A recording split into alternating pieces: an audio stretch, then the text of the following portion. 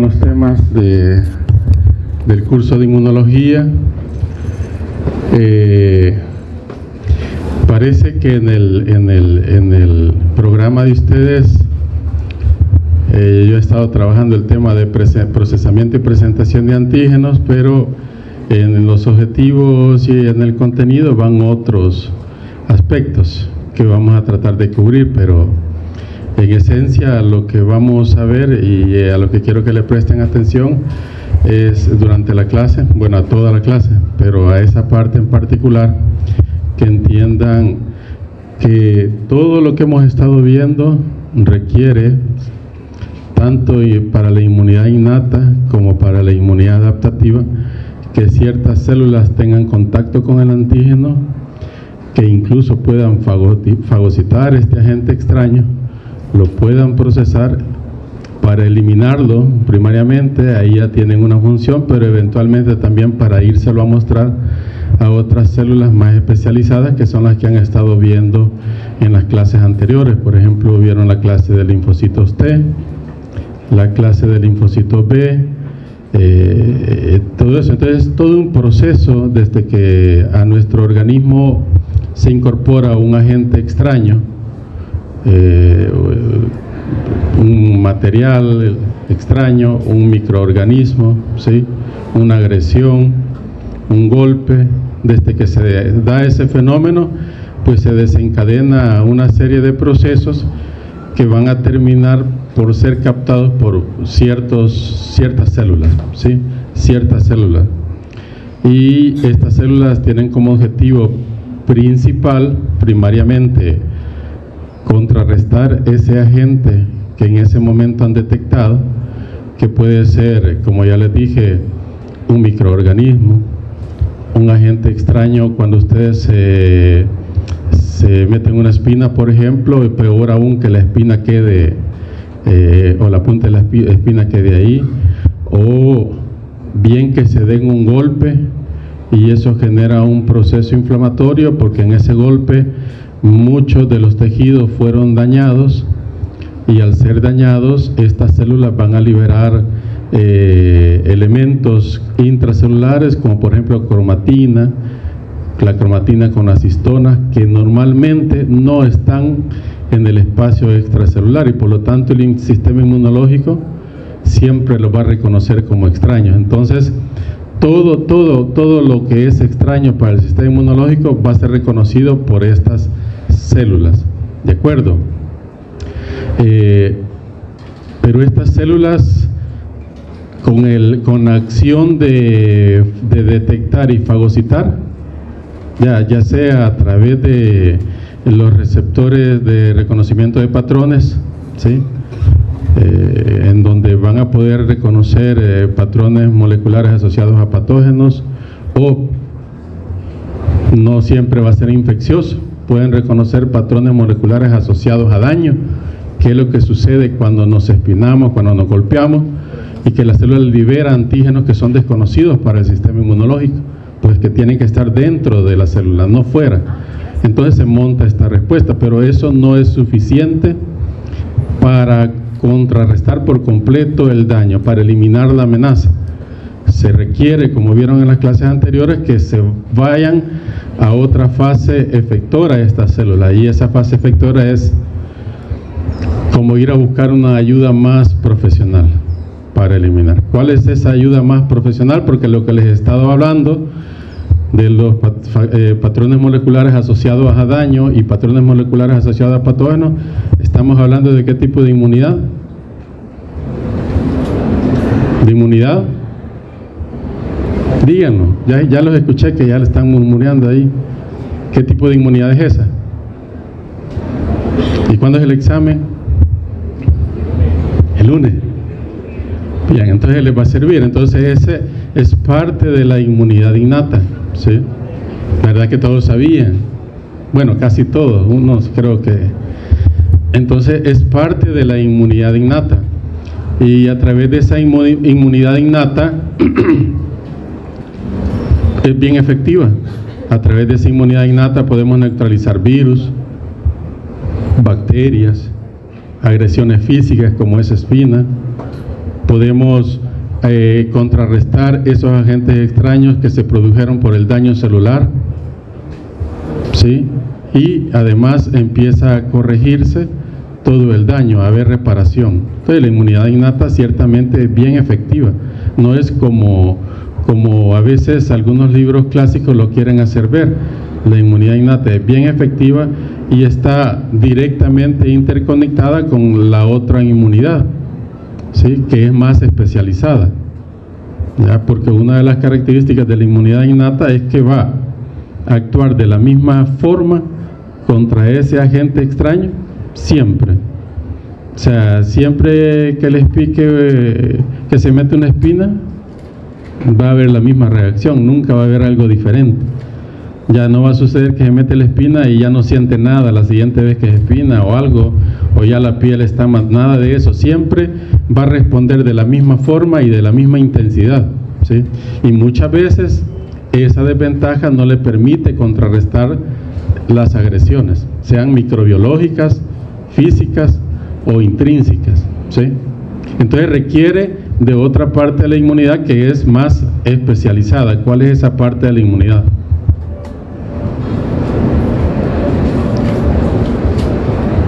¿Cuál es esa parte de la inmunidad?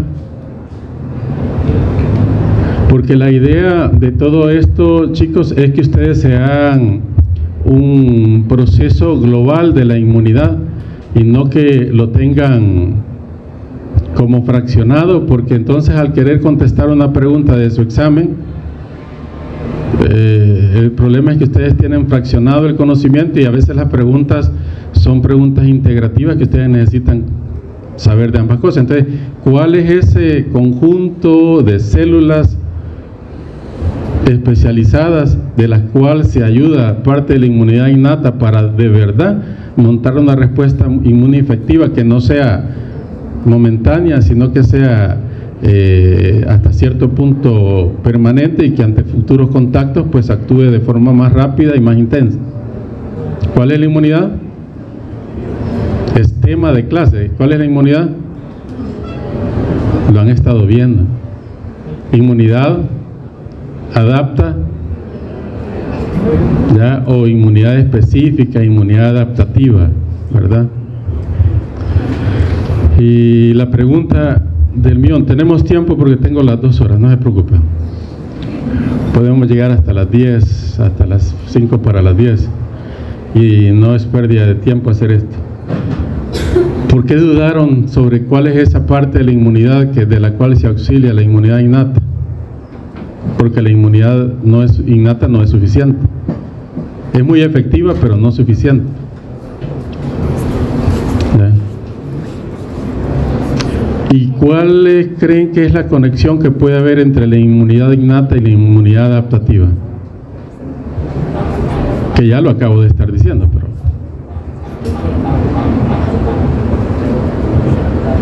¿El qué? Perdón. ¿Cuál es la...? ¿Ah? Bueno, ciertamente, aunque en algunos textos no se plantea de esa forma, parte del repertorio de citocinas que se liberan como respuesta innata influyen directamente en la inmunidad adaptativa, ¿sí? Pero hay otro mecanismo todavía más directo y que está relacionado con la especificidad, por la cual la inmunidad adaptativa tiene unas características que superan a la inmunidad innata. ¿Cuál es ese nexo? ¿No vieron la clase de inflamación? ¿Ah? ¿No les hablaron de células que podían fagocitar? ¿Sí o no?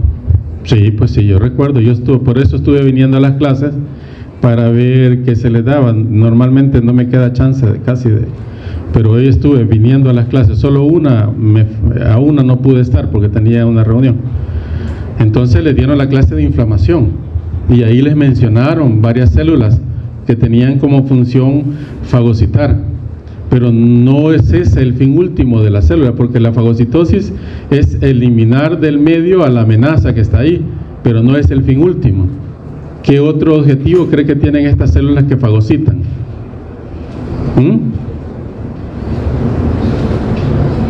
atraer células especializadas. Pero para que eso suceda tiene que haber pasado algo que es mucho más importante, y es que algunas de estas células que fagocitan, porque no todas, algunas, correcto, algunas de, como dice su compañero, van a presentar antígenos. Algunas de estas células que fagocitan se especializan ya no solo en eliminar del medio externo la amenaza, sino que la procesan y van a ir a presentárselas a células especializadas. ¿Cuáles han estado viendo? No, células especializadas. No. ¿Ah? Linfocitos B. ¿Qué otro? ¿Qué otro? Linfocitos T, ¿verdad? Linfocitos T. La NK juega un papel en la inmunidad innata, y a través del repertorio de citocinas también juega un papel importante en inmunidad adaptativa, pero realmente le va a presentar esos antígenos a células especializadas, ya de manera muy particular y muy importante al linfocito T, que podríamos decir que es el que gobierna, ¿sí? Van a tener una clase pasado mañana, creo yo, de cómo gobierna el linfocito T, cómo regula, ¿sí? Cómo regula a nivel sistémico y cómo regula a nivel de mucosa la inmunidad, porque no es como se lo voy a presentar ahora. Aquí les voy a presentar un esquema sobre el estímulo y el resultado, pero hay algo que regula de forma global todo eso, y esa regulación se les va a dar en otra clase. Entonces tenemos células que se especializan en eso. Acá tenemos un macrófago que ha fagocitado y que está presentándole antígenos a otra célula especializada, que puede ser un linfocito T, por ejemplo, ¿sí? Entonces, este es un macrófago, ¿sí?, que ustedes pueden observar en el video cómo está fagocitando bacterias, ¿sí? Lógicamente, esta eliminación de bacterias es parte de la inmunidad innata, porque cuando esta bacteria llega a la piel, vamos a suponer que esta es una célula de Langerhans, ¿sí?, que realmente es un macrófago, pero se considera que es un macrófago que se ha diferenciado en célula dendrítica, ¿sí? Es un parte del grupo de las células dendríticas, pero que realmente deriva de un macrófago. Entonces, estas células pueden encontrarse en la piel y siempre van a estar allí en piel. Y en cuanto entra un agente patógeno, un agente extraño, lo primero que hacen es eliminar la amenaza del medio externo, ¿sí? Normalmente tienen extendidos sus proyecciones de citoplasma en medio del resto de tejido, y van avanzando y van viendo qué anormal hay en todo eso, y cuando encuentran algo, pues lo van a fagocitar, ¿sí? Lo van a fagocitar. ¿Cómo hacen esa fagocitosis? Ahí entra en juego lo que les dieron en las clases anteriores del reconocimiento de patrones moleculares asociados a patógenos, ¿sí? ¿De acuerdo? Pero no es suficiente. Hace esto esa célula especializada en fagocitar e ir a presentar, que ya no lo pueden hacer el resto de células. A esta unión pues se le va a llamar sinapsis, ¿sí? Y la eficiencia de esa sinapsis va a depender de que esta célula especializada se active o no se active, ¿sí? Entonces de eso trata la clase del día de hoy. Entonces esos son los objetivos que les mencionaba, ya los tienen ustedes, vamos a tratar de desarrollarlos. Vale la pena recordar algunos aspectos que igual ya lo dieron en la clase, espero poderlo repetir de manera adecuada, porque ya lo recibieron, ¿sí? Pero creo que es importante recordarlo. La primera es ¿qué es un antígeno? ¿Sí? Ya les acabo de dar la respuesta, pero ¿qué es un antígeno?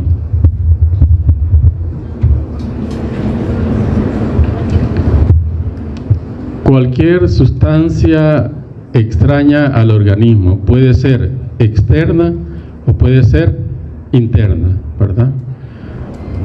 Ya les decía yo que una bacteria que llega a un tejido es un antígeno externo y es extraño, es desconocido por nuestro sistema inmunológico. Pero igual cuando una célula se lesiona por un trauma y queda dañada ya de muerte, por ejemplo, el DNA junto con las histonas se reorganiza y son una de las primeras elementos que elimina la célula, ¿sí? Y esas histonas son reconocidas por el sistema inmunológico también como antígenos extraños, ¿sí? Así es como cuando hay un golpe, no hay ningún microorganismo, pero llegan los neutrófilos, llegan todas las células proinflamatorias, ¿sí? Porque reconocen esos patrones moleculares asociados a daños que son todos los componentes o muchos de los componentes intracelulares, ¿sí? Excepto aquellos que normalmente salen para hacer un efecto, pero los que nunca salen del citoplasma son reconocidos como extraños. Entonces esos antígenos tienen en mayor o menor medida la capacidad de generar una respuesta inmunológica, ¿verdad? Así, a esa capacidad de generar una respuesta inmunológica se le llama, ¿cómo se le llama? Inmunogenicidad, ¿verdad? Así hay antígenos que son menos inmunogénicos, que prácticamente no generan respuesta inmunológica, y otros más inmunogénicos. A ese grupo que con seguridad van a desencadenar una respuesta inmunológica se le llama inmunógenos, ¿verdad? Inmunógenos. Entonces tenemos también como antígenos exógenos también las toxinas, virus, bacterias, los alimentos también son agentes extraños, pero que por el entrenamiento, que creo que eso lo van a ver el viernes en la regulación con el TH17, con el entrenamiento que se da a estos linfocitos, pues existe tolerancia y por lo tanto lo que comemos no es considerado como extraño, ¿verdad? Porque si no, no pudiéramos alimentarnos. Pero ciertos alimentos pueden contener antígenos que sí pueden considerarse como extraños, ya por ejemplo los alergenos. Entonces ya hablamos de los antígenos endógenos, pero también tenemos otro tipo de antígenos que son los neoantígenos, ¿sí? Los neoantígenos son antígenos proteicos, por ejemplo, que son producidos por células que han tenido mutaciones en su DNA, ¿sí? Es decir, que en nuestro genoma no estaba el gen para la producción de ese antígeno, pero por mutaciones esa célula provocó que se pueda generar un componente proteico ajeno, ¿sí? Que no está reconocido por nuestro sistema inmunológico. Cuando se dio el entrenamiento que les mencionó la licenciada Enríquez en la clase de linfocitos T, ese neoantígeno no fue parte de lo que se le entrenó al linfocito T, por ejemplo, o de lo que se le entrenó a las células presentadoras. Ese neoantígeno, como su nombre lo dice, es un antígeno nuevo, producto de la mutación del DNA, y esto se ve en cáncer, ¿sí? Las células cancerígenas en su superficie van a expresar estos antígenos que son reconocidos como extraños. También tenemos los autoantígenos, ¿sí? Estos autoantígenos son, por ejemplo, los que les mencionaba de nuestro genoma, el DNA con las histonas, etcétera, que pueden ser consideradas como sustancias extrañas en determinadas condiciones. Pero también a veces tenemos antígenos que son normales y que están siendo reconocidos como propios, pero que por alteraciones también genéticas, ¿sí? Por deficiencia de un gen o por expresión de un gen que no se debería de expresar, este antígeno es reconocido como extraño. A eso se le llama autoantígenos. Me falta... Hay otro tipo de antígenos, sí, falta ahí. Hay otro tipo de antígenos que se le llama superantígenos, ¿sí? Superantígenos. Estos superantígenos... cuando vean la clase de estafilococos, van a ver que algunas de las toxinas, creo que es la toxina 1, no recuerdo muy bien, pero cuando lo vean van a ver, actúa como superantígeno. el Streptococcus también puede generar superantígenos. Y estos superantígenos tienen la característica de que no entran a ese proceso ya que vamos a ver el día de hoy, que es el procesamiento de antígenos, y por lo tanto también pueden causar enfermedad y enfermedad grave. Por ejemplo, el superantígeno de Staphylococcus aureus. Sí. Ustedes vean acá en esta figura que les mencionaban en la clase, que un antígeno puede ser una proteína, una glicoproteína.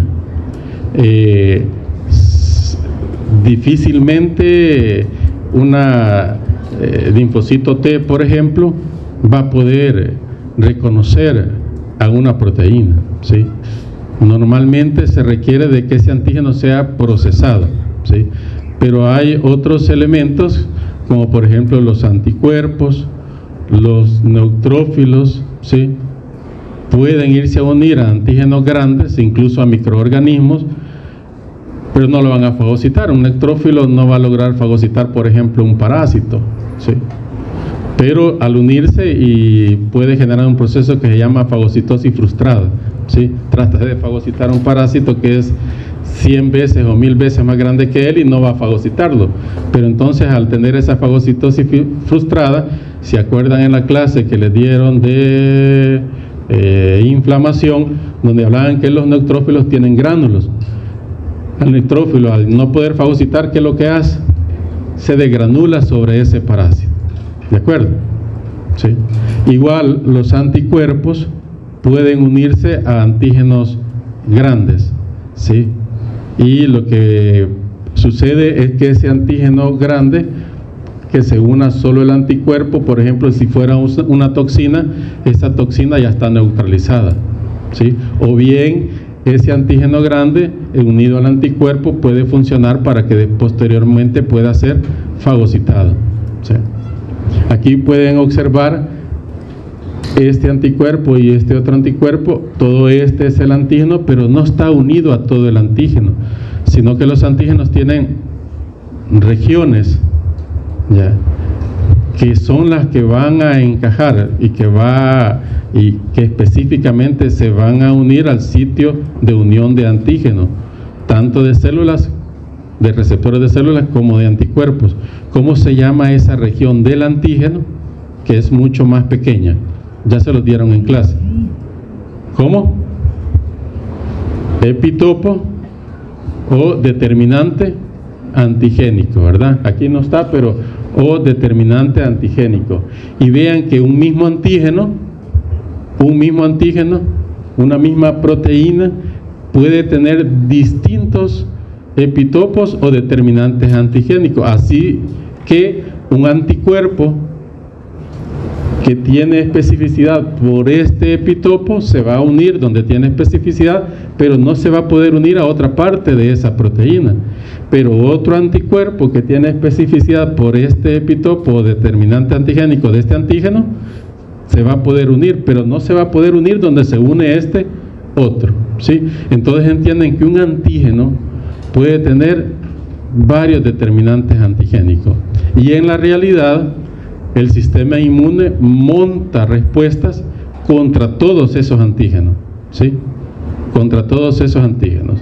En el caso de los linfocitos B, cuando es estimulado por un antígeno, por un determinante antigénico, va a montar respuestas solo contra ese determinante antigénico, ¿sí? Y por lo tanto va a producir anticuerpos que solo van a reconocer este determinante antigénico. Otro linfocito B que interaccionó con este determinante antigénico va a producir anticuerpos solo contra este determinante antigénico. No importa que el linfocito B tenga IgM o que secrete IgM o IgG, porque la IgM, aunque es un pentámero, todas sus regiones para unión al antígeno van a reconocer específicamente solo ese antígeno, no van a reconocer más antígenos, ¿de acuerdo?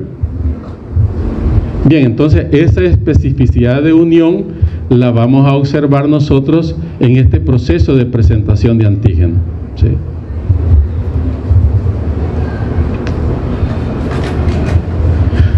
Este es como un resumen de lo que han estado viendo, ¿sí? Tenemos la inmunidad innata, la inmunidad adaptativa, pero vean que la célula o el fagocito que contribuyó a controlar la infección durante el proceso o la fase de inmunidad innata, que puede ser de horas hasta días, puede durar la inmunidad innata, aquí aparece hasta 12 horas, pero puede durar hasta días. Vea que, por ejemplo, la célula que fagocitó esa bacteria o ese virus, no se queda solo con eso, de eliminarlo, procesarlo, sino que se lo va a presentar a otro tipo de células especializadas, que es el linfocito T, ¿verdad? Ese linfocito T activado, aquí está de forma general, va a tener una proliferación clonal, una diferenciación, ¿sí? Se van a generar de acuerdo al perfil de citosina que se genere en este proceso de activación. Así este linfocito T se va a diferenciar en los subtipos de linfocitos T que vieron en la clase, ¿sí? Hasta que tenemos una célula que es efectora, ¿verdad? Que va a ir a ejercer su efecto a los tejidos, ¿sí? Igual con los linfocitos B, que pueden captar directamente a través del receptor de BCR. Ya no voy a estar explicando eso de BCR, TCR, porque ya lo recibieron. A través del receptor de BCR puede captar el mismo antígeno, ya que la inmunidad innata está tratando de controlar, puede activarse, tener proliferación clonal, diferenciarse en células plasmáticas que son productoras de anticuerpos. Entonces aquí tenemos los dos tipos de inmunidad específica, mediada por células y mediada ¿por qué, chicos? Por anticuerpos. ¿Cómo le llamaron ayer a esta inmunidad mediada por anticuerpos? Inmunidad. Les hablaron de los humores y todo eso. Entonces, ¿cómo se llama esta parte de la inmunidad mediada por anticuerpos? Inmunidad humoral, ¿verdad? Y esta sería la inmunidad celular. Todo parte de la inmunidad adaptativa, ¿sí? Inmunidad adaptativa. Pero si ustedes se fijan, deviene o es la consecución de la inmunidad innata.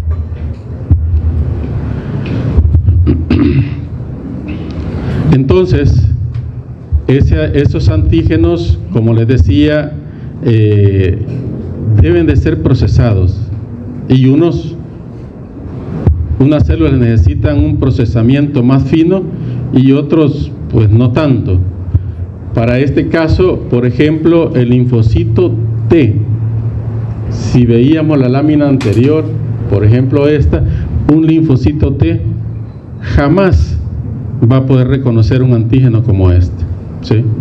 Pero un linfocito B que tenga el receptor BCR sí va a poder adaptar ese antígeno, reconocerlo, ¿sí?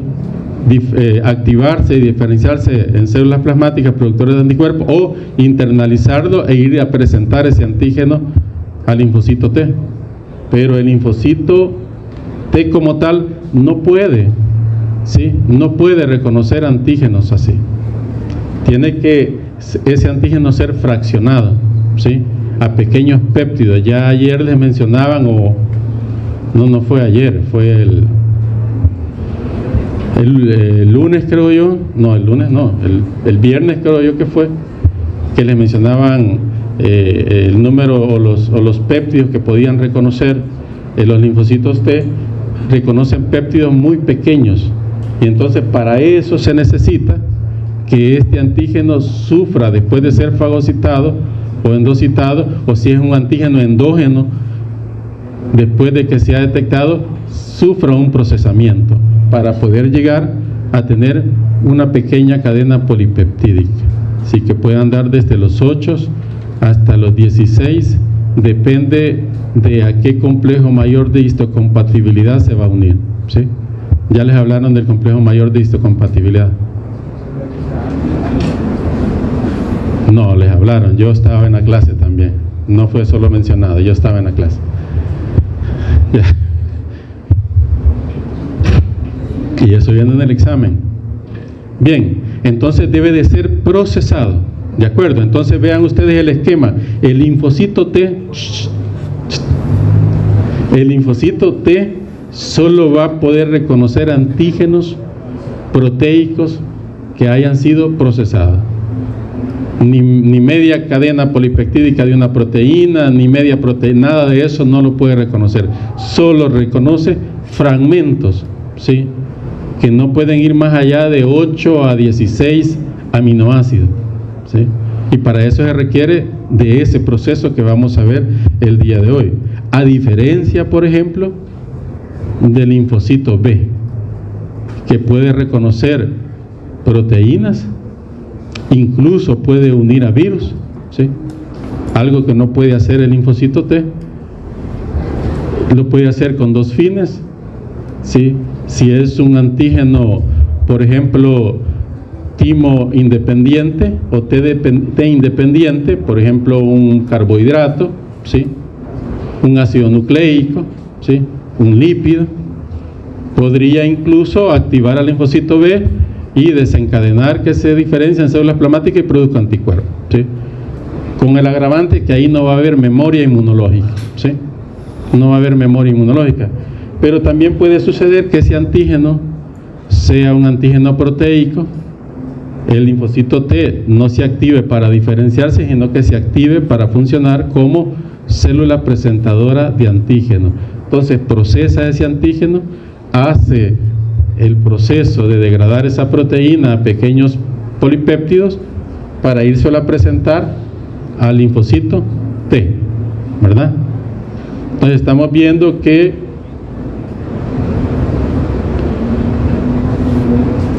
ya hablamos arriba, ya tenemos una célula dendrítica y aquí tenemos un linfocito B viendo dos funciones, una función como una célula efectora que puede producir anticuerpos o que puede actuar como una célula presentadora de antígenos, ¿sí?, de antígenos. Entonces, en conclusión, el linfocito T, a pesar de ser todopoderoso, especializado, súper especializado, no puede hacer nada si no está o no tiene la colaboración de todo este proceso, ¿sí?, de todo este proceso. Todo este proceso, cada proceso de esto que se hace para un antígeno, ¿sí?, para un antígeno.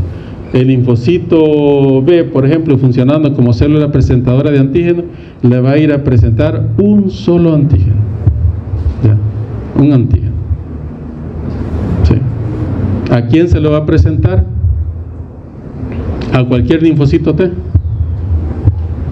Eso lo vieron en la clase, pero tengo que recordarlo porque es parte de la clase. O sea que aquí están saliendo las preguntas de los exámenes, pero ustedes deben de recordar a quién le va a ir a presentar el linfocito B, o esa célula dendrítica, a cualquier linfocito T. ¿No se acuerdan los que les explicaron ya de la maduración en el timo? ¿Sí?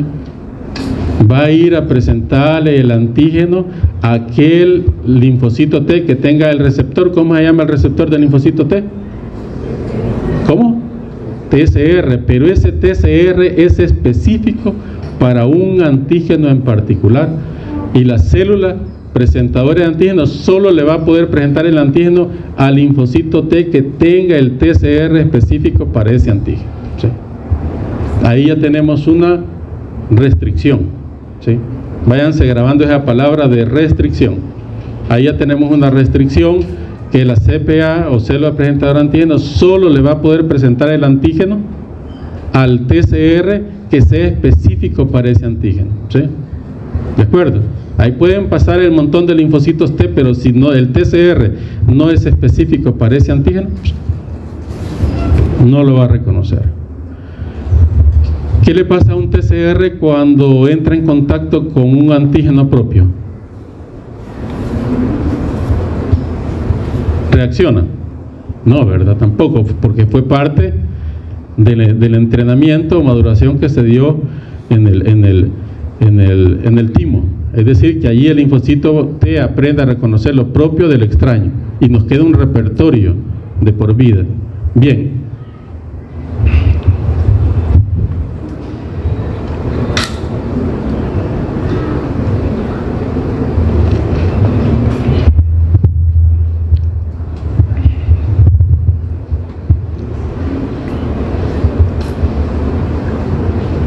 entonces, esa fue una introducción. Sí, es importante para que tengan todo la fundamentación. Entonces tenemos las células presentadoras de antígenos. Para ser claro, todas las células de nuestro cuerpo son células presentadoras de antígenos, ¿sí? Todas las células de nuestro cuerpo son células presentadoras de antígenos. Quizás solo habría dos excepciones: el eritrocito y las células del sincitio trofoblasto, ¿sí? ¿De acuerdo? ¿Por qué? Porque el eritrocito tiene núcleo o no tiene núcleo. Entonces ya no tiene genoma, ¿verdad? Que si no tiene genoma, no va a expresar unas moléculas que son necesarias para el proceso ni para el procesamiento, ni mucho menos para la presentación de ese antígeno. Y las células del sincitio trofoblasto carecen, sí tienen núcleo, pero carecen o están suprimidos la expresión de los genes de los que les hablaron el viernes, del complejo mayor de histocompatibilidad, y por lo tanto las células del sincitio trofoblasto ni van a expresar HLA1 ni HLA2, y por lo tanto tampoco pueden expresar antígenos, ni pueden expresar HLA que vaya a ser reconocido como extraño. Ya voy a explicar más adelante qué es lo que pasaría si, por ejemplo, las células del sincitio trofoblasto expresaran el HLA, ¿sí? Entonces tenemos que todas las células realmente son células presentadoras de antígeno. A la gran mayoría se le llama células profesionales, ¿ya?, que tienen funciones no clásicas de presentación de antígenos, y ahí tenemos células endoteliales, las células de la piel, las células de todos los órganos, granulocitos, porque todas estas células van a expresar el complejo mayor de histocompatibilidad de la clase 1. ¿Cómo presentan el antígeno? Por supuesto que lo procesan, lo van a expresar con el complejo mayor de histocompatibilidad de clase 1, pero muchas de estas células, por ejemplo, en el endotelio no se va a mover e ir a presentar el antígeno, sino que está ahí, expresa el complejo con el antígeno y va a llegar a una célula efectora, que ya la vamos a ver más adelante. Sin embargo, es una célula que presenta antígenos, ¿verdad? Pero le llamamos no profesionales. Tenemos el otro grupo de células, ¿sí?, como células presentadoras de antígenos profesionales, y ahí tenemos tres grupos principales. Hay unas adicionales que bajo el estímulo de citoquinas, un estímulo de citoquinas muy particular, pueden funcionar como células profesionales presentadoras de antígeno. Pero en general tenemos solo tres: las células dendríticas, ¿sí?, los linfocitos B y los macrófagos, ¿sí? Y ustedes vean lo que les he puesto acá, que se especializan, ¿sí?, en preparar, en procesar el antígeno para luego estimular y expandir la actividad de las células T específicas para ese antígeno, ¿sí? Y tienen otra característica muy importante que ya se las mencionaron, que estas células presentadoras de antígenos profesionales, como tienen núcleo, y eso se lo dijeron el viernes, y sigo insistiendo con el lunes, como tienen núcleo, van a poder expresar tanto complejo mayor de histocompatibilidad de la clase 1 y complejo mayor de histocompatibilidad de la clase 2, ¿sí? Bien, entonces aquí pueden observar ustedes una célula dendrítica. Este es parte del video que estábamos viendo al principio, ¿sí? Tenemos un macrófago, una microfotografía electrónica y un linfocito B.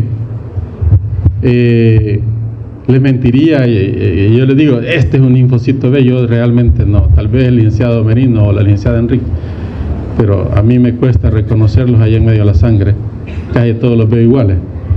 Pero igual, este es un linfocito B, Sí, este es un linfocito B.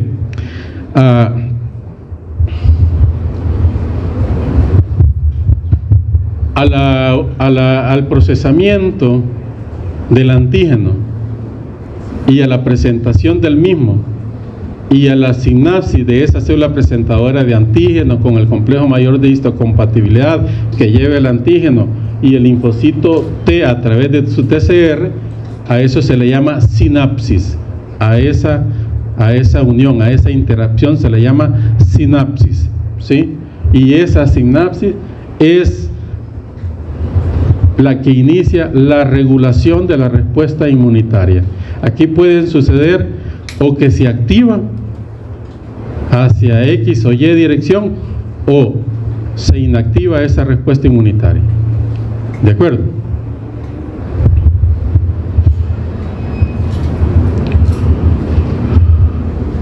Entonces aquí estamos viendo la sinapsis inmunológica que la hacen las distintas células presentadoras de antígenos profesionales. Tenemos un linfocito B que está haciendo una sinapsis con el linfocito T, ¿sí? Tenemos aquí una célula dendrítica que está haciendo sinapsis con distintos linfocitos T, ¿sí? Quizás de ambas, la célula dendrítica es como la super especializada, como célula presentadora de antígeno. Antes se pensaba, y en algunos textos así está todavía, que el macrófago es la célula. Y no es así, es la célula dendrítica, que juega un papel muy importante. De hecho, en la mayoría de ocasiones, cuando estamos en contacto con un patógeno, la célula dendrítica es la primera en fagocitar, la primera en procesar y la primera en ir a presentar, ¿sí? Rapidito fagocita o endocita ese patógeno, lo procesa y rápido se mueve de donde está, de la mucosa genital, y se va al folículo linfoide, ¿sí? A presentar ese antígeno. ¿A quién se lo va a ir a presentar? ¿A quién? No, sí, va al folículo linfoide ahí por la vía eferente, la vénula eferente pero no, ¿a quién le va a ir a presentar allí la célula dendrítica ese antígeno? Al TCR. ¿Pero quién tiene el TCR? ¿Cuál es, pues? Miren, chicos, así. ¿Quién tiene TCR? Va. ¿Quién tiene BCR? Va. ¿A quién le va a ir a presentar el antígeno a la célula dendrítica? Al linfocito T, pero también se lo puede presentar al linfocito B. Ya. Pero en la clase vamos a estar hablando de CPA, célula presentadora de antígeno, y linfocito T. ¿De acuerdo? Esa presentación es a través de esta sinapsis.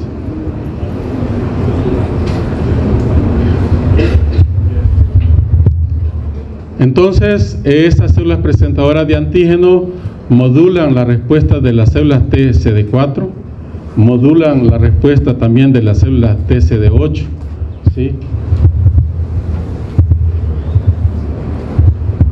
Participan en la modulación o estimulación de las células epiteliales tímicas que son necesarias para el repertorio de células T que se generan. También tenemos que hay otras células que bajo un repertorio de citocinas muy particular pueden también estimular y regular la activación de los linfocitos T, para este caso linfocitos TCD4. Entonces tenemos 3 células presentadoras de antígenos profesionales. ¿Cuáles son?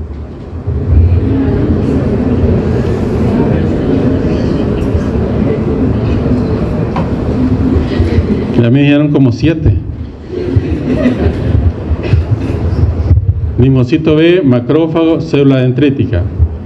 Sin embargo, van a ver, y lo que les hablaron el lunes, el viernes y ayer, y el lunes, y es que se habla bastante de proteína, ¿sí? Se habla bastante de proteína. Hay otras células que incluso algunas que no utilizan el complejo mayor de histocompatibilidad que van a poder presentar antígenos, ¿sí? De hecho, se están reconociendo nuevas células presentadoras de antígeno, que son células que se derivan del estripe linfoide, y que juegan un papel importante y se va conociendo, por ejemplo, de cómo se entrega el antígeno lipídico, cómo se entrega un antígeno de carbohidrato, ¿sí? O cómo se entrega un antígeno de ácido nucleico, porque eso no se dice o no se menciona incluso en los libros, sino que casi siempre se refieren a antígenos proteicos, porque es como el canon de la respuesta inmunológica. Sin embargo, como antígeno ya vimos que funcionan todos esos componentes. Dentro de ese grupo de células están las células presentadoras de antígeno tipo Rod gamma T, ¿sí? Que reciben su nombre del linaje de célula T relacionado con el receptor de ácido retinoico, ¿sí? Por ejemplo, tenemos, es un conjunto tanto molecular como funcionalmente distinto a las que hemos estado viendo, a las tres, al linfocito B, macrófago y célula dendrítica. Por ejemplo, tenemos como célula presentadora de antígeno tipo Rod a las células linfoides innatas del grupo 3, yo creo que esto se mencionó en una de las clases, células que expresan regulador autoinmune extratímico, aire y ETAC. También otras poblaciones emergentes que parecen a células dendríticas, ¿ya? Pero que carecen de expresión del receptor de quimiosina CXCR6. Entonces tenemos distintas células presentadoras de antígeno que son profesionales, pero que se dedican a otro tipo de antígenos. Eso no lo vamos a ver porque no está dentro de los objetivos de las clases, pero son importantes, sobre todo para aquellos que se vayan a dedicar a alergistas o inmunólogos. Van a tener que estudiar todo eso, porque si no van a tomar como alergeno solo lo que deriva de proteínas, que de eso trata la mayoría del libro de texto que tenemos. Por ejemplo, la célula linfoide innata tipo 3 es complejo mayor de histocompatibilidad negativo, es decir, que no va a presentar eso, ¿sí? Educan a la respuesta de células TCD4 y a la microbiota, ¿sí? Vamos a ver que juegan un papel muy importante en el intestino, ¿sí? Bien, entonces, resumiendo, tenemos células presentadoras de antígeno, todas las células nucleadas, menos eritrocitos y células del sincito trofloblasto, y dentro de ellas tenemos células profesionales, que ya las saben, ¿verdad? O sea, ya ahí tienen las preguntas del examen. Solo te pones a reír, ¿verdad? ¿Cuáles son? Excelente. Bien. La sinapsis entre la célula presentadora de antígenos y el linfocito T genera resultados diversos. Uno de ellos es activación para proliferación clonal, también participa en la generación de tolerancia, también la activación por medio del perfil de citoquinas a diferenciación en distintos tipos de células T efectoras que las vieron en la clase de linfocitos T, según la calidad y el contexto de MHC que se presenten y el perfil de citocinas. Hay elementos claves para que se dé este proceso, ¿ya? Que es, por ejemplo, la fuerza y la duración de esta sinapsis. Si esta sinapsis es débil, probablemente no se va a dar esto. Si no dura lo suficiente y esta sinapsis se rompe antes de que se dé todo el proceso de activación, igual no va a pasar nada, no se activa el linfocito T, ¿sí? Y este proceso, para que se dé completamente, se necesita de señales estimuladoras o coinhibitorias, ¿verdad? Es un proceso que se llama proceso de 3 señales, ¿sí? Que es lo que vamos a ver a continuación. Para que esto se dé, para que se active completamente la célula, para que se active el linfocito T de forma eficiente, haya proliferación clonal, se diferencie en una célula TH especializada, que hay distintas células TH. ¿Qué es TH? Bien. pero no hay un solo TH, ¿verdad? Ahí les mencionaron que había. Entonces, para que sufra esa diferenciación, debe de haber una activación correcta y completa en este proceso de sinapsis, ¿sí? Y ese proceso depende de 3 señales, y son las 3 señales que vamos a ver a continuación. Con eso que veamos, me doy por satisfecho de la clase. Sin embargo, antes de eso, vamos a hablar un poquito del complejo mayor de histocompatibilidad. ¿Quién me puede hablar del complejo mayor de histocompatibilidad? Ya se los dieron. Ya se los dieron en la clase. Yo solo voy a agregar algo que va a servir para la siguiente diapo. Por eso lo traigo.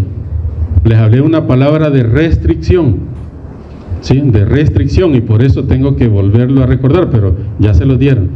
¿Qué es el complejo mayor de histocompatibilidad? Ya no tengo agua. ¿Qué es el complejo?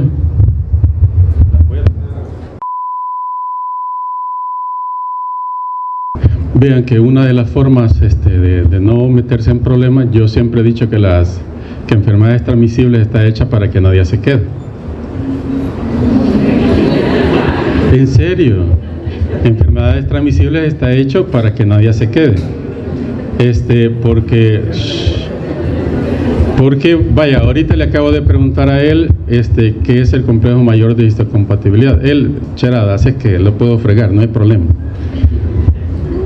Voy a traer el café y él, en lugar de usar una herramienta que le va a resolver y va a poder leerlo rápido, se puso a buscar en las anotaciones. Ay, vos, pero él no. Ya, ¿por qué no le pusieron ahí al IA qué es el complejo mayor de histocompatibilidad? Y lo hubieras leído, ve. De hecho, no estén apuntando, mejor pongan atención, porque es mejor poner atención y después ir a leer, ya, que estar perdiendo el tiempo en apuntar y de repente ya el profesor va en otra cosa y ustedes todavía están apuntando a lo anterior, ya. Así es que mejor deberían de, no es en serio, si ustedes apuntan, cuando están apuntando lo último, allá el profesor está en otra cosa y el inicio de lo que empezó a decir ya no lo escucharon, escuchan lo demás y escriben lo demás, pero esa conexión entre una cosa y la otra no la pueden escribir en eso. Por eso presten atención y usen todas las herramientas que estén a su alcance, ¿verdad? Ahí tienen la IA. Hoy no se vale decir no sé. El que yo haga una pregunta acá y no me la contesten por acá, en menos de 15 segundos allá ya la deberían de saber, porque para eso es esa cosa que tienen en la mano, no para estar allí en el ahí ve, algunos les veo la cara que ven ahí páginas ahí de gran F, les veo ahí de. Bien, entonces el complejo mayor de histocompatibilidad es un conjunto de proteínas que todos los seres vivos expresan y que son propias de especie, ¿sí? Ese conjunto de proteínas sirven o son indispensables para el desarrollo de la respuesta inmune, ¿de acuerdo? De hecho, en el pasado, como les explicaron en la clase anterior, se empezó a estudiar o se descubrió, debido a que la idea del ser humano de vencer a la naturaleza siempre ha estado, y parte de eso, tenés un hígado malo, te consigo otro, ¿verdad? Y le ponían el hígado de otra persona y el mismo día se moría, ¿verdad? La persona, por las formas arcaicas de la cirugía, pero también porque ese huésped o receptor rechazaba ese trasplante, ese injerto, ¿sí? Lo que el donador le daba al receptor era rechazado por el receptor y se montaba una respuesta en contra de ese órgano, ¿sí? Entonces se empezaron a estudiar esas moléculas y a mediados del siglo pasado pues se descubrieron esas moléculas y se han venido estudiando y se sigue estudiando el papel que juegan, porque todavía no está del todo dilucidado, ¿sí? Pero hoy se sabe que juega un papel central en la inmunidad, ¿sí? En la inmunidad. Entonces vemos acá en este esquema, ya vamos a ver que tenemos dos individuos de la misma especie que pero estos están emparentados. Podríamos decir que son, digamos que fueran gemelos homocigotos, ¿ya? O sea que en teoría son idénticos, sin embargo no existe eso de idéntico 100%, porque aunque vengan del mismo origen, ¿sí?, están expuestos al ambiente y el ambiente genera procesos de metilación en el DNA, y aunque sean gemelos que dicen idénticos, esos procesos de metilación provocan que tengan ya diferencias génicas. Sin embargo, cuando sirve de receptor y de donador, es probable que pueda recibir el órgano y no lo rechace. De igual forma, cuando por ejemplo hay gente que se ha quemado o gente que ha tenido grandes accidentes, pierde porciones de piel y hasta músculo, y entonces viene y se le quita porción de piel del abdomen, por ejemplo, o de los costados, y se le pone acá, ¿sí? Ese es un autoinjerto, ¿sí? ¿Lo rechaza o no lo rechaza? Lo que puede echar a perder ahí es una infección bacteriana o un mal procedimiento, pero si todo está bien, no va a rechazar ese injerto, ¿sí? No lo va a rechazar, ¿de acuerdo? Pero si quien le va a donar a él es de la misma especie, ¿sí?, de la misma especie, pero no está emparentado, ya se fueran a encontrar allá, no me voy a quedar aquí en El Salvador porque pues no sabemos si por ahí tenemos algún hermano, hermana por ahí que sin saber, ¿verdad? Entonces me voy a China o algo y viene y le quiere donar una porción de piel, un órgano a él, ¿qué va a pasar? Lo va a rechazar, no lo va a aceptar, ¿sí? Esta persona, este sistema va a montar una respuesta inmune en contra de a eso se le llama el aloinjerto, ¿verdad? Aloinjerto. Hizo injerto, autoinjerto, y hoy se está hablando de senoinjerto, que de otra especie se trasplante para acá. Ese va a ser rechazado, ¿sí? Ahora se está experimentando porque por ingeniería genética se está modificando en estas células de senoinjerto, de aloinjerto, se está modificando o haciendo modificaciones a través de CRISPR, a través de ingeniería genética, de unos genes. ¿Cuáles genes creen que son? Los genes del complejo mayor de histocompatibilidad, ¿verdad? Si se logra eso, en algún momento podemos lograr generar órganos en otros individuos que sean compatibles, pero ahí están trabajando, todavía están un poquito lejitos, pero ahí van. Entonces este esquema es bastante representativo, ¿sí? Recuérdense que tanto la madre como el padre tienen su repertorio de MSH, ¿sí?, de complejo mayor de histocompatibilidad. Entonces vamos a tener acá que son individuos, son hermanos, son gemelos, vamos a ponerlo de esa forma. Le hace una donación de piel al individuo A, a otro A, ¿sí? Son gemelos, los dos son A. Miren, ¿qué es lo que termina pasando con ese injerto de piel? Se acepta, ¿verdad? Se acepta. Se aceptaría más si hubiera un autoinjerto en esto. Pero bien, pero hoy viene y tenemos al sujeto A, pero no tenemos otro sujeto A, sino que tenemos otro sujeto de la misma especie, pero que no está emparentado, ¿ya? No está emparentado. Le dona, se le trasplanta piel del sujeto B al sujeto A, ¿y qué va a hacer? Rechazado. ¿sí? En la clase les mencionaron algo muy importante, ya, que los genes del complejo mayor de histocompatibilidad se comparten. Vamos a tener tanto la de la madre como la del padre, ¿sí? ¿Qué significa? Que este sujeto A tiene un complejo mayor de histocompatibilidad diferente al que tiene este, y por lo tanto rechaza el injerto. Pero vamos a hacer un juego. Vamos a decir que este es hembra y este es varón, y se parean y tienen este hijo, ¿sí?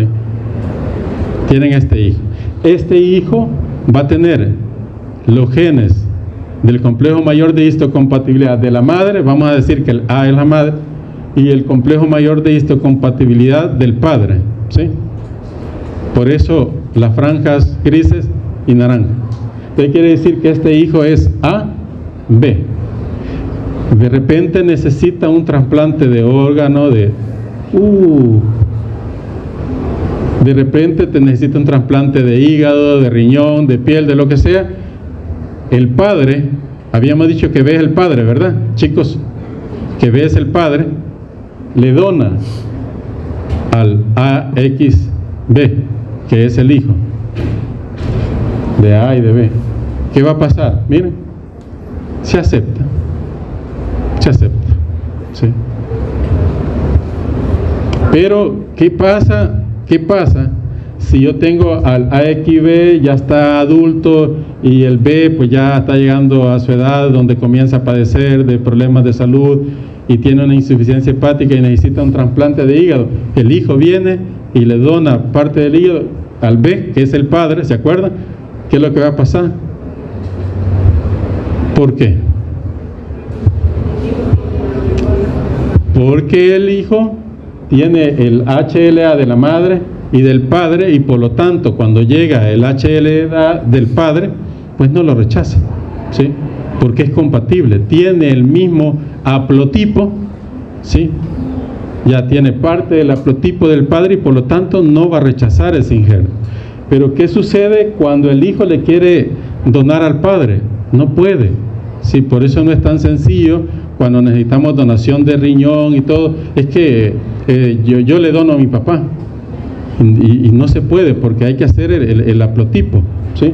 Entonces lo que sucede es que el padre tiene el haplotipo que tiene el hijo, pero solo la mitad, pero la otra mitad del haplotipo que tiene el hijo, el AB, es de la madre, y este es desconocido para el padre y va a ser detectado como extraño, ¿sí?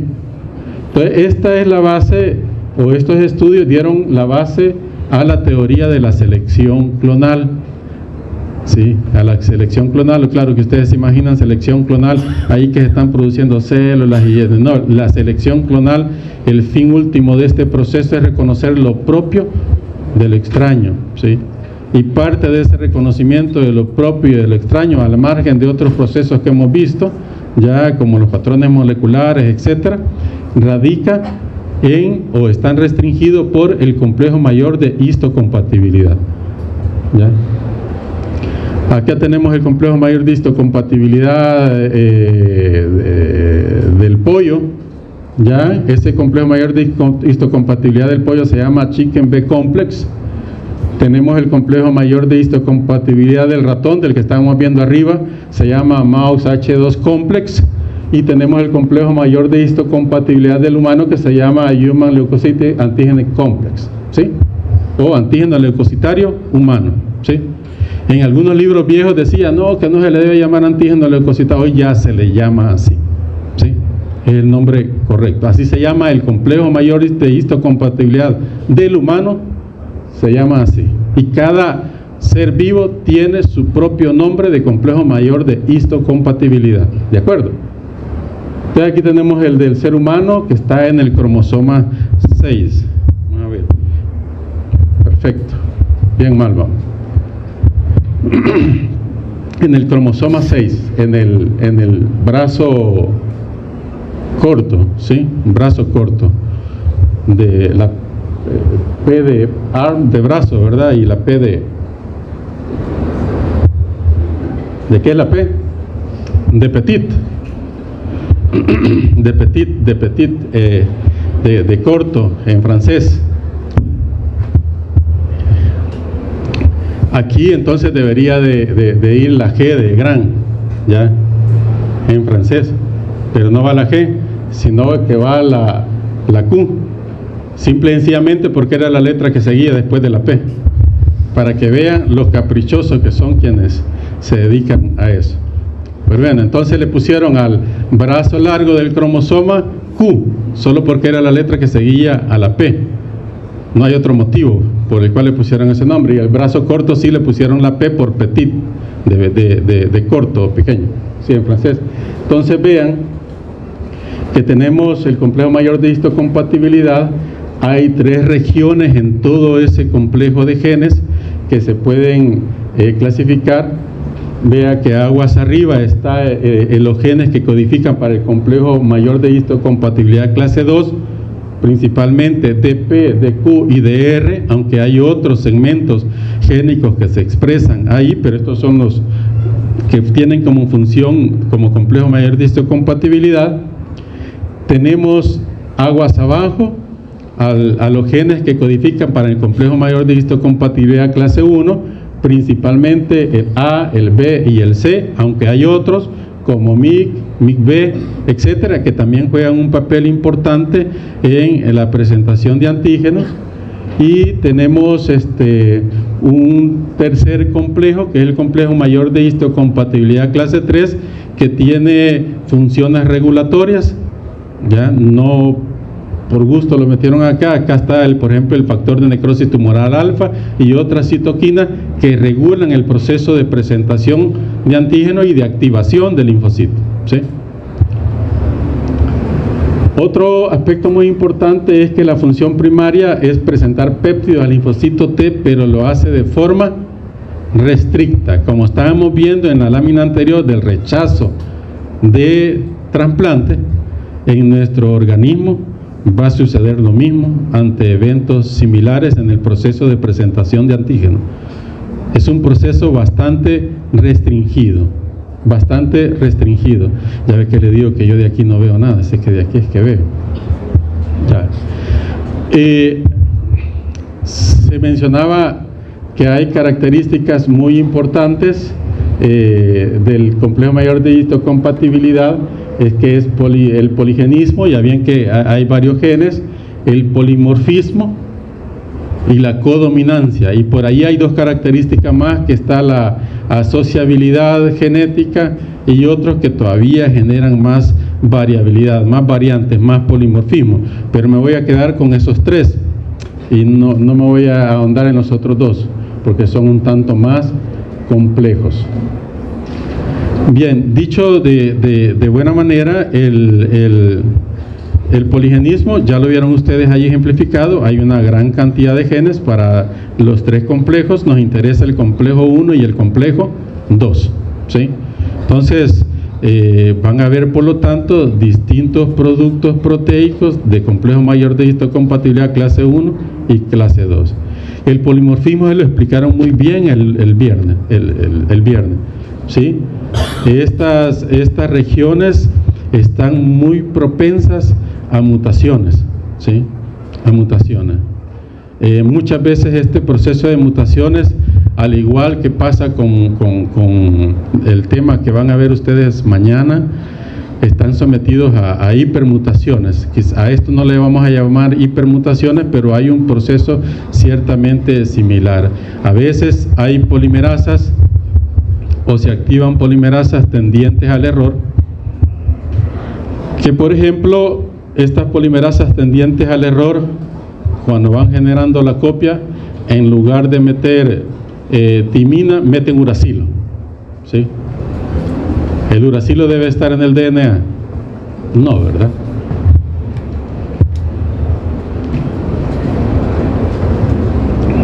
Meten uracilo e inmediatamente el sistema de reparación del DNA detecta que la polimerasa cometió un error, ¿sí?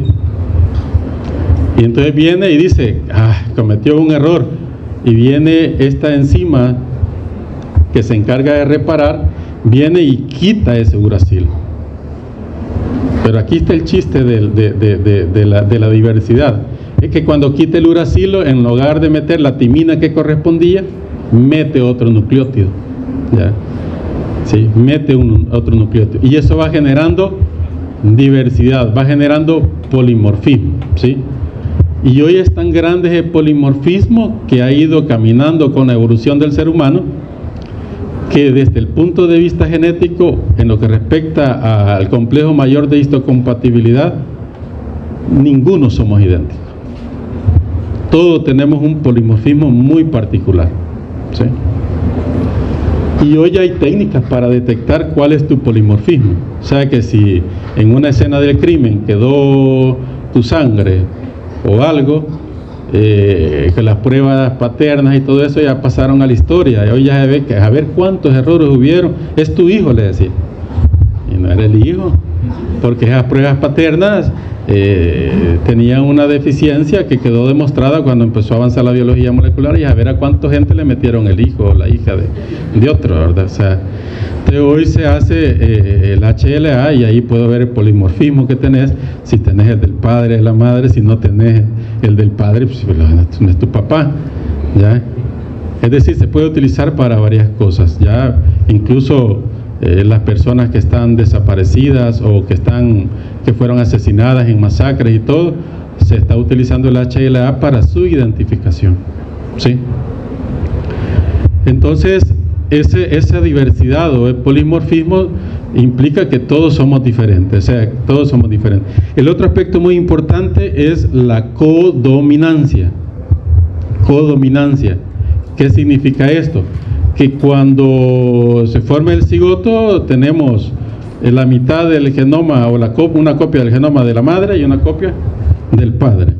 Por lo tanto va una copia de genes de complejo mayor de histocompatibilidad de la madre y otro del padre. Pero en general en nuestro organismo tenemos genes dominantes y genes recesivos. Nunca se van a estar expresando ambos, excepto algunas excepciones, ¿sí?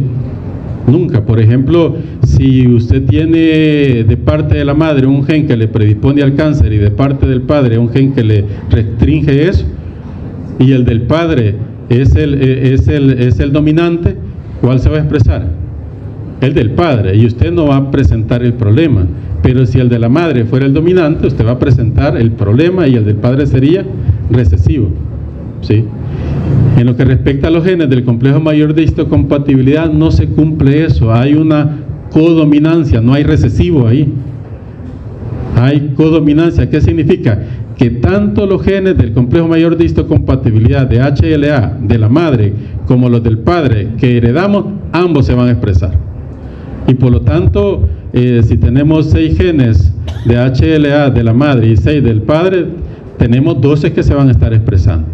Y eso aumenta todavía la diversidad, el polimorfismo, ¿sí? Entonces va a haber codominancia. Aquí tenemos una estructura de complejo mayor de histocompatibilidad. ¿Qué similitud le ven? Casi todo se parece a los anticuerpos, ¿verdad? Entonces tenemos una región intracitoplasmática, una transmembrana y una extracelular. Adivinen para qué sirve esto, ya ustedes que han estado estudiando el anticuerpo. Esta es la región más variable del complejo mayor de histocompatibilidad, y la lógica, porque ustedes han estado estudiando anticuerpos y son expertos en anticuerpos, la lógica les dice que este es el sitio de unión al antígeno. Pero hay algo todavía más importante, que este sitio de unión al antígeno es específico. Pero también estos extremos son sitios de unión al receptor TCR y es también específico. Vayan acordándose de esas dos cosas porque la restricción radica en eso, ¿sí? Ya lo vamos a ver. Igual que los anticuerpos tienen una estructura como una canoa, ¿sí? que tiene los bordes elevados. Normalmente esos bordes elevados que ustedes, aquí es como que estemos viendo el complejo mayor de histocompatibilidad así, ¿ve? Así, y acá es como que lo estemos viendo así, ¿de acuerdo? Entonces lo bajamos y logramos ver esto, que es lo que estamos viendo acá. Normalmente este piso, ya que es la región más variable, es donde se da esa mayor cantidad de polimorfismo, esas mutaciones, ya, y por lo tanto es la que amplía las posibilidades de unión de distintos antígenos. Son hojas plegadas beta, ¿sí? Las que generan este piso, miren. Y las que generan los bordes normalmente son alfa hélices, ¿sí? De hecho la estructura lo demuestra, que son alfa hélices, y los planos son hojas plegadas beta. Esta aquí en 1993 me he saltado, hay un montón de investigadores. El lunes le mencionaron algunos, que un venezolano, el viernes pasado también. Hay un montón de investigadores que han contribuido a esto. Pero uno de los que muy importante es que se había tratado de generar la estructura en la década del 80 y 90 y no habían podido, no se tenía la estructura exacta. Fue hasta el 93 ya que Brown y colaboradores lograron dilucidar la estructura exacta del complejo mayor de histocompatibilidad, y lo hacían a través de cristalografía y obtenían esta imagen. Lucharon durante varios años para obtener la imagen correcta, porque ellos en sílico tenían la predicción como debería de ser, de acuerdo al estudio del gen, y les salía esto. Pero cuando ellos hacían la cristalografía, salía esto. Este surco no aparecía, sino que aparecía esto. Siempre que ellos intentaban y lo hicieron durante varios años, les aparecía esto. Hasta que después decidieron estudiar esa región también que les aparecía. Y ¡boom! Era una cadena polipeptídica de entre 8 y 16 aminoácidos, ¿sí? Sucede que normalmente el complejo mayor de histocompatibilidad, si se expresa, no solo está expresando antígenos extraños, también está expresando antígenos propios. Por ahí pasa el linfocito TCD8 y cuando interactúa, conocido, y se va. Porque acuérdense que esos linfocitos T fueron entrenados para no reaccionar con lo propio. Entonces casi siempre el complejo mayor de histocompatibilidad que ya se expresó en la superficie de la célula va a tener algo, ¿sí? ¿Cómo se llama ese algo? El antígeno, ¿sí? El antígeno. Aquí hay un antígeno, miren. Entonces tenemos aquí el antígeno leucocitario humano de la clase 1. Vean acá que tiene dos cadenas, ¿sí? Una cadena pesada que es bastante grande y que tiene tres puntos muy importantes. El primero es el sitio de unión al antígeno. Ve que es una estructura cerrada. Esto provoca que el HLA1 pueda alojar antígenos o péptidos más pequeños, ¿sí? Porque es una estructura muy cerrada.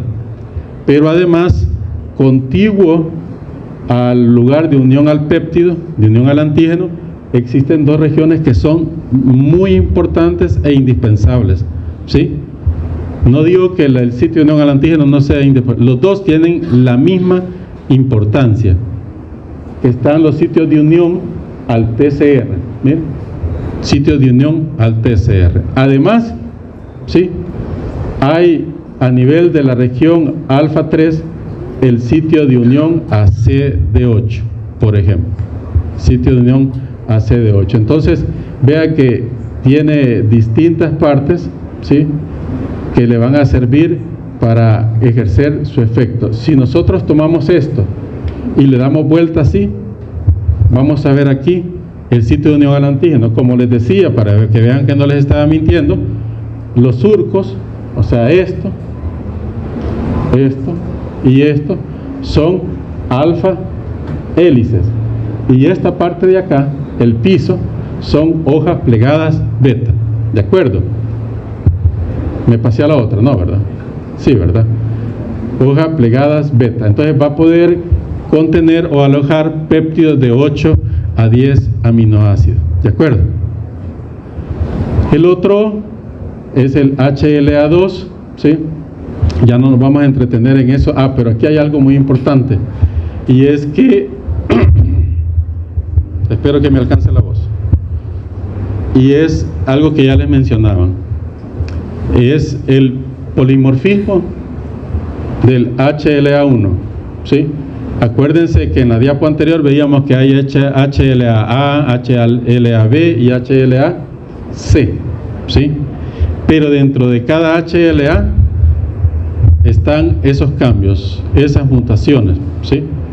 Que generan la diversidad.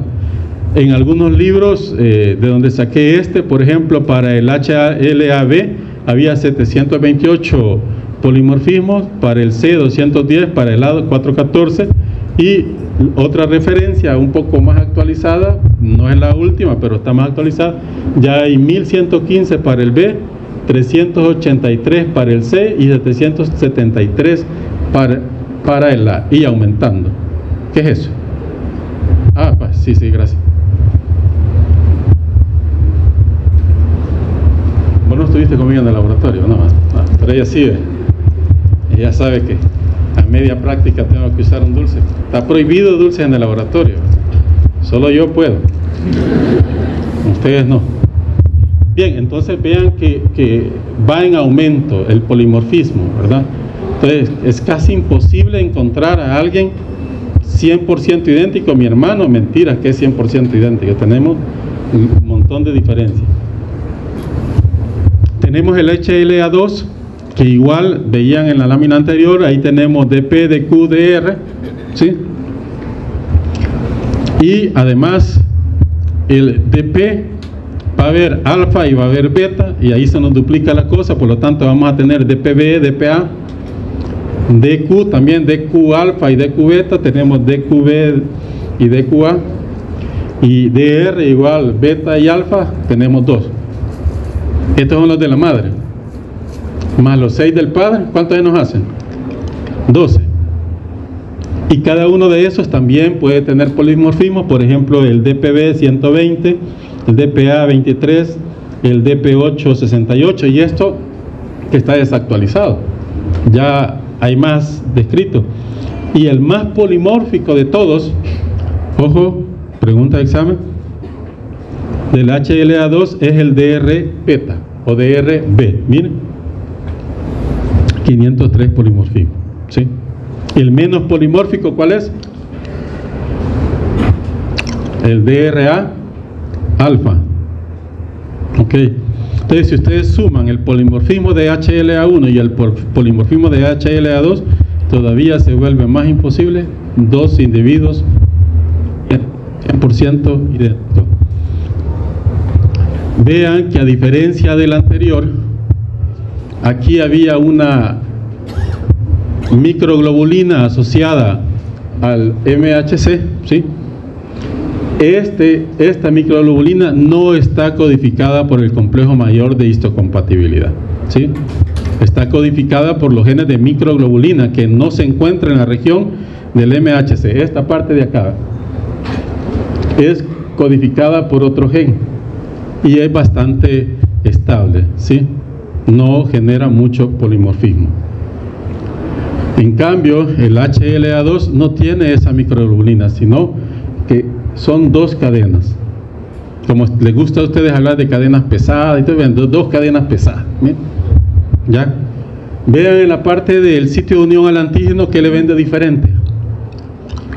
Está más abierto, ¿sí? El HL2 está más abierto, siempre está a la par del sitio de unión al antígeno o del péptido, las regiones para unión ¿a qué? Al TCR, correcto. ¿Todos van igual que este lado o los de este lado? Porque aquí veo que todos decía el TCR y aquí ponete las pilas. TCR, ¿qué creen o qué efecto biológico creen que va a tener que esté más abierto? Miren, y es que el HLA2 va a tener capacidad de alojar péptidos más largos, cadenas polipeptídicas más largas, de 12 a 16, dicen unos libros, otras referencias, dice hasta 12, hasta 18 aminoácidos. Y es porque cuando le damos vuelta, miren, le doy vuelta, y lo vemos acá, la alfa hélice, generando los bordes de la canoa, le llamamos, y la base, por la hoja plegada beta, está más abierta y por lo tanto permite la entrada de antígenos más grandes. Incluso pueden salirse de esta región, sobre todo a este nivel, ¿sí? Entonces permite alojar antígenos más grandes, de 12 hasta 18 o 16, algunos libros.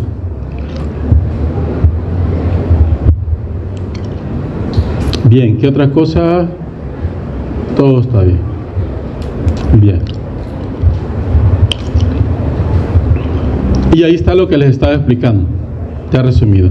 Vean acá, tenemos un hijo, vamos a decirlo así. Tenemos el HLA materno de clase 2, paterno de clase 2, materno de clase 1 y paterno de clase 1. Y ustedes observan que la descendencia o el hijo va a expresar tanto el HLA 1 y 2 del padre como el HLA 1 y 2 de la madre, ¿sí? O sea que lo tenemos por duplicado. Si esta persona tiene descendencia, se apareja, iba a decir, tiene descendencia con otra persona, el resultado de la combinación del HLA va a ser diferente a este. Por eso es que un padre le puede donar al hijo, pero el hijo no le puede donar al padre, ¿ya? Así con el dolor del alma, ¿verdad? A no ser que por cosas de la vida, el haplotipo, que cuando a alguien le van a hacer un trasplante, y eso se los mencionó la licenciada Enríquez, tiene que hacer un estudio, no solo para saber qué HLAs tiene o qué combinación, sino también para ver de manera específica cuál polimorfismo tiene en cada uno de sus HLA. ¿De acuerdo? Por ejemplo, aquí tenemos una célula donde, como hay codominancia, vamos a tener un HLA de la madre, un HLA del padre, un HLA-B de la madre, un HLA-B del padre. Y así tenemos todo expresado por duplicado. ¿Por qué razón lo tenemos por duplicado expresado? Por el fenómeno de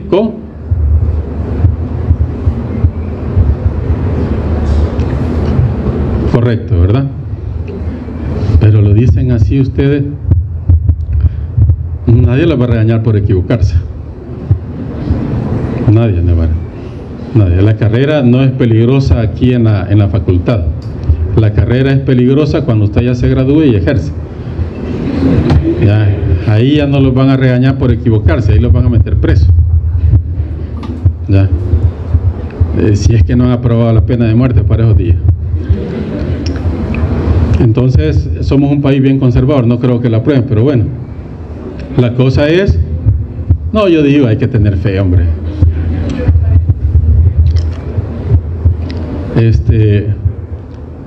Entonces, no tengan miedo a equivocarse, ¿sí? Aunque siendo justos, ustedes se deberían de equivocar menos de lo que nosotros nos equivocamos cuando éramos estudiantes. Claro. Por ejemplo, si yo quería estudiar HLA antes, híjole, tenía que ir a revisar unos libros todos feos allá. Y si es que los encontraba, porque no me dice, ya está prestado hasta el viernes, venga el viernes a prestado, y la actividad era jueves antes, ¿sabes? Y hoy ustedes, ¿qué es lo que hacen para accesar a la información?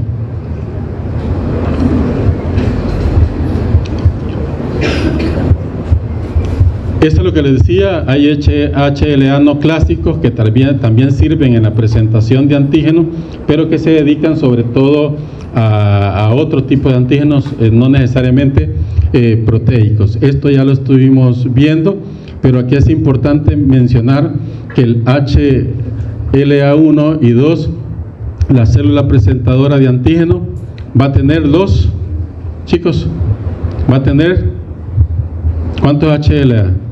La célula presentadora de antígeno es una célula nucleada, va a tener Si es nucleada, tiene el 1.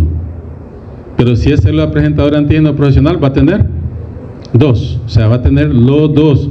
Aquí tenemos una célula presentadora de antígeno, ¿sí?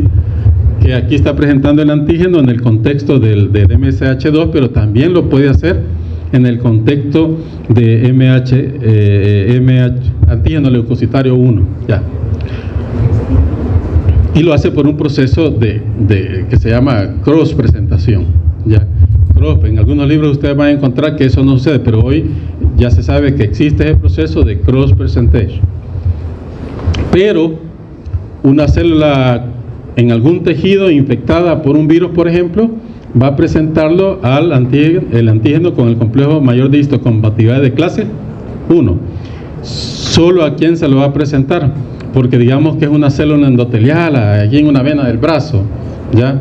O una célula muscular o un hepatocito allá que está infectado con un virus y expresa el HLA1 con el antígeno viral, por ejemplo.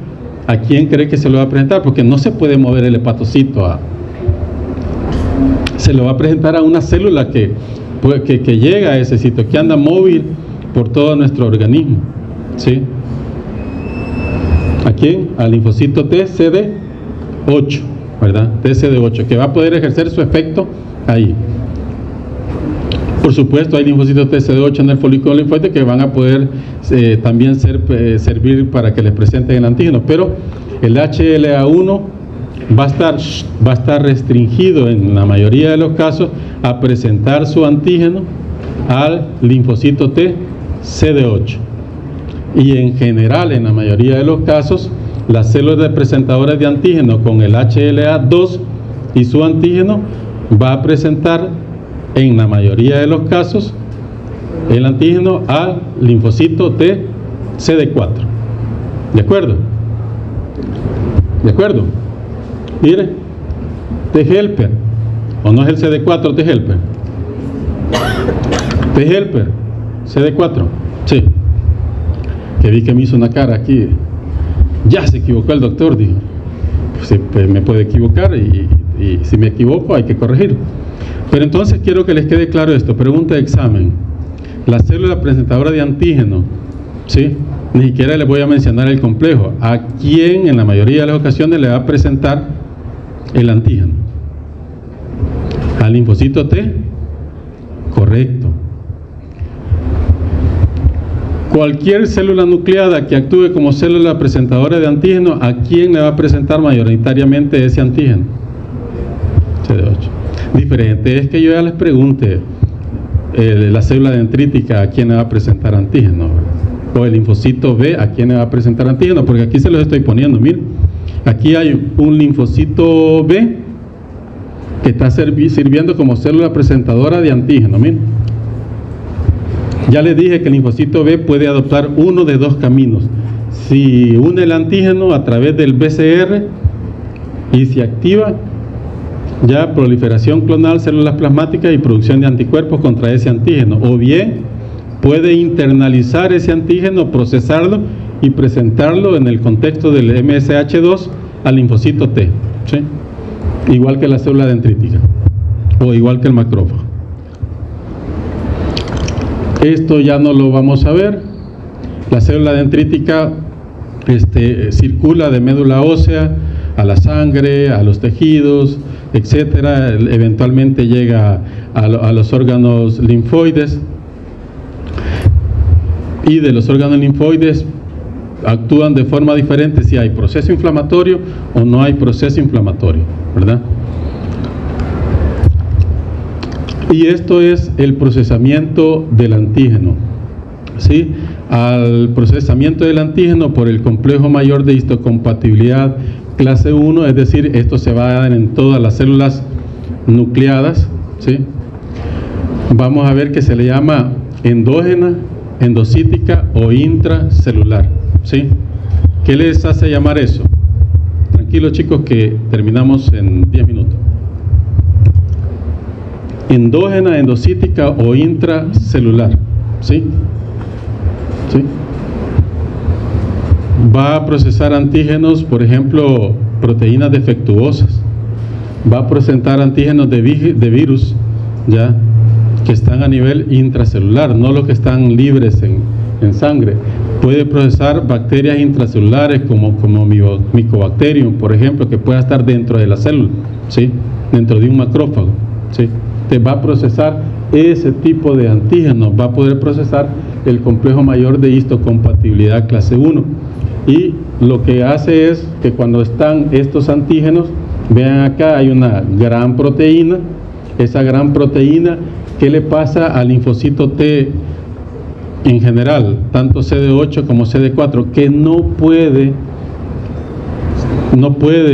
presentársele la gran proteína, se le tiene que presentar los péptidos, que ya vimos los tamaños. Entonces, esta gran proteína sufre un proceso de ubiquitinación, y esa ubiquitinación o ubiquitinación en algunos libros la marca para entrar al proteasoma. El proteasoma es una estructura donde hay proteínas o enzimas proteolíticas que van a degradar esas gran proteínas en un pool de péptidos. Esos péptidos posteriormente van a ser trasladados al retículo endoplásmico, ¿sí? Al retículo endoplásmico a través de una proteína transportadora de péptidos antigénicos, o llamada TAP. Entra al retículo endoplásmico, y allí en el retículo endoplásmico vamos a tener ya listo el complejo mayor de histocompatibilidad clase 1. Ese péptido, si digamos que los péptidos que se generaron en el proteasoma son de 20 aminoácidos, de 25, todavía acá puede darse una degradación mayor de ese péptido por proteínas GRAP, por ejemplo, y generar los péptidos que mencionamos, de 8 a 10, a 12 aminoácidos, que es la capacidad que va a tener el MHC de poder alojar en el sitio de unión al antígeno. Luego que el péptido ya está listo, se une al sitio de unión al antígeno del complejo mayor de histocompatibilidad, y este es trasladado vía vesículas hacia la membrana celular. ¿Y a quién les acabo de decir que les va a presentar esa célula el antígeno unido al complejo mayor de histocompatibilidad clase 1? Al linfocito T citotóxico. Bien, con eso que manejen, suficiente. Entonces, aquella era la vía endocítica, ¿sí? Ya, que procesa péptidos intracelulares, ¿verdad? Proteínas defectuosas, virus o bacterias que puedan estar intracelular, ¿sí? Hoy vamos al otro. El proceso de presentación por el complejo mayor de histocompatibilidad de la clase 2, también llamada exógena extracelular. Extracelular, ¿sí? Aquí es diferente, no tenemos el antígeno en el interior, si está en el medio externo, y debe de ser fagocitado, endocitado, macropinocitado. En el caso de la célula dendrítica, va a incorporar ese antígeno, y acá ya no sucede en el retículo endoplásmico, todo sucede en un endosoma, ¿sí? En ese endosoma, la proteína va a ser degradada por distintas proteasas contenidas en ella, y además el complejo mayor de histocompatibilidad pasa del retículo endoplásmico, el de clase 2, hacia el endosoma. Otra diferencia es que si no hay antígeno, ese complejo mayor de histocompatibilidad va a tener una cadena que cubre el sitio de unión al antígeno, que se llama cadena invariante, y por medio de otras chaperonas o proteínas ayudadoras, por decirlo de esa forma, se corta la cadena invariante, se deja una porción más pequeña de la proteína invariante, que se llama CLIP.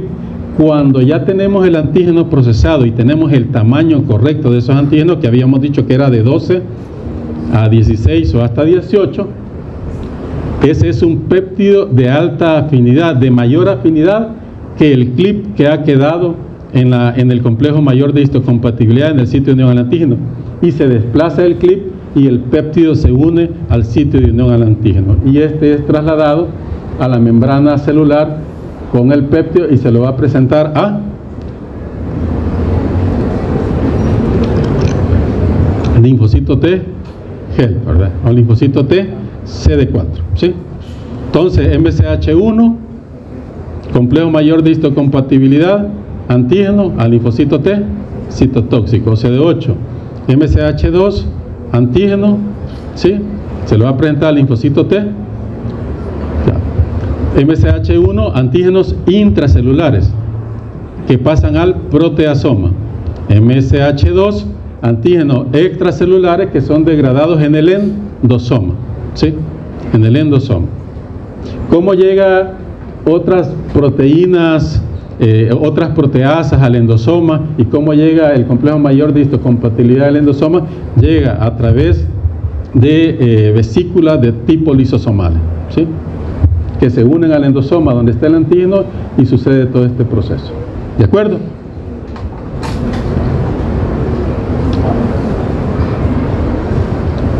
Pero resulta que puede suceder una combinación de esos procesos. Y esto vino a explicar un montón de situaciones, como una célula presentadora de antígenos que solo presenta a través del complejo mayor de histocompatibilidad clase 2, termina presentado a través del complejo mayor de histocompatibilidad de clase 1 y viceversa.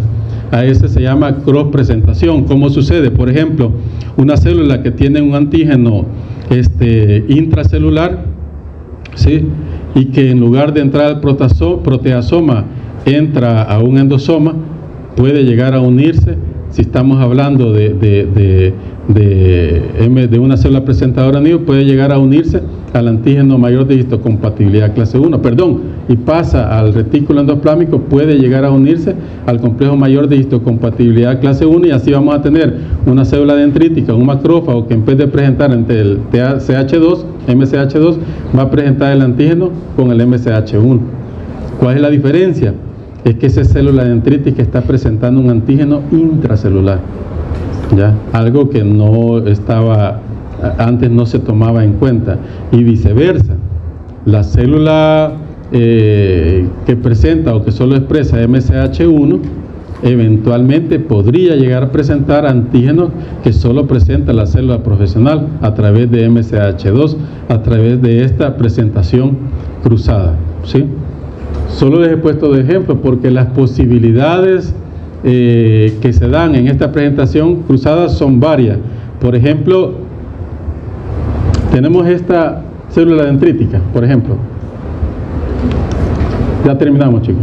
Tenemos esta célula dendrítica que ha expresado en su superficie el complejo mayor de histocompatibilidad clase 2 con un antígeno. ¿Sí? Con un antígeno. Pero viene y no logra interaccionar con linfocito T, y ese complejo junto con ese antígeno, el complejo H2, MCH2, no interaccionó, es endocitado del neón, ¿sí? ¿Qué pasa cuando es endocitado? ¿Sí? Va a ser degradado en ese endosoma y eventualmente se va a unir al complejo mayor de histocompatibilidad de la clase 1 y viceversa, ¿sí? Y viceversa, es decir, suceden un montón de procesos, son alrededor de 6 procesos y los que vengan que puedan dilucidar de esta presentación cruzada, ¿sí? Pero para fines de examen nos vamos a quedar con estas 2000, la vía endocítica, endógena o intracelular, y la vía exógena o extracelular. No se vayan a confundir con esta parte. Aquí está mal escrito, es endógena, antígenos endógenos o intracelular, por esa palabra endocítica, porque la vía es esta, ¿verdad? Porque al ser exógeno tiene que ser endocitado el antígeno, ya fagocitado. Vamos a ver, y ya. Con esta nos quedamos. La célula presentadora de antígeno, entonces tenemos las 3 profesionales, la forma en que capta el antígeno, la expresión de MHC, vea que es diferente las 3, el suministro de coestimulación, ¿sí? El antígeno presentado y la localización, pero aquí estamos hablando de la localización de donde se encuentran las células. Pero el lugar donde van a ir a presentar el antígeno, en el caso de los macrófagos y las células dendríticas, va a ser en el nódulo linfático, ¿sí? En el caso de los linfocitos B, va a ser en los nódulos linfáticos y en el vaso. Entonces, tenemos 3 señales que activan al linfocito T. La primera señal, pregunta de examen, y esta sí la deberían de anotar. La primera señal es cuando le presenta el péptido, el antígeno, la célula presentadora de antígeno al linfocito T. Cuando se lo presenta, se tienen que unir otros receptores presentes en el linfocito T a ligandos que están en la célula presentadora de antígeno. Si eso no sucede, no hay activación. Esa es la segunda señal, ¿sí?